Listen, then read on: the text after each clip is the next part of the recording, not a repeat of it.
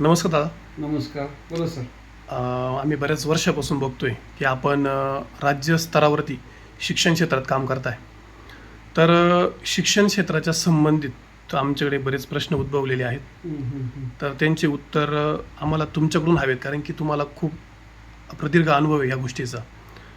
तर याच्यामध्ये आमचे बरेच प्रश्न आहेत. आपण वेळ न घालवता आपण त्याला सुरुवात करू.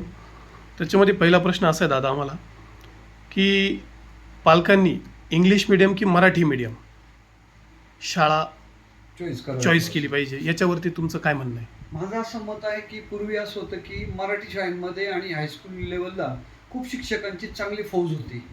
आता मात्र काय झालेलं आहे, की शासनाने ह्या बाकीच्या शिक्षकांना म्हणजे अनुदानित जेवढ्या शाळा आहेत, त्या अनुदानित शिक्षकांना बऱ्यापैकी त्यांच्या लेव्हलची कामं देऊन टाकलेली आहेत.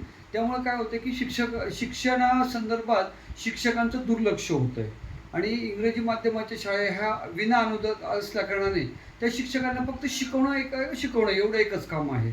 आणि मला आता असं वाटतंय, की सध्या गुणवत्तेच्या दृष्टीने जर पाहिलं तर अनुदानित शाळा असतील किंवा जिल्हा परिषद शाळा असतील, याची गुणवत्ता खूपच घसरलेली दिसलेली आहे आणि त्याचे सगळे अनुभव पण आले.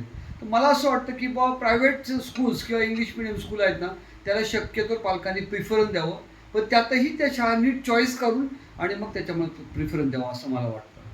आणि आता काय झालंय, की इंग्लिश माध्यमाच्या शाळांमध्ये त्यांची स्ट्रेंथ टिकण्यासाठी, त्यांची विद्यार्थी संख्या टिकण्यासाठी म्हणून ते खूप प्रयत्न करत आहेत आणि त्यामुळे कॉम्पिटिशन खूप झालेली आहे आणि त्या दृष्टिकोनातनं त्यांनी गुणवत्ता जास्त वाढवलेली आहे.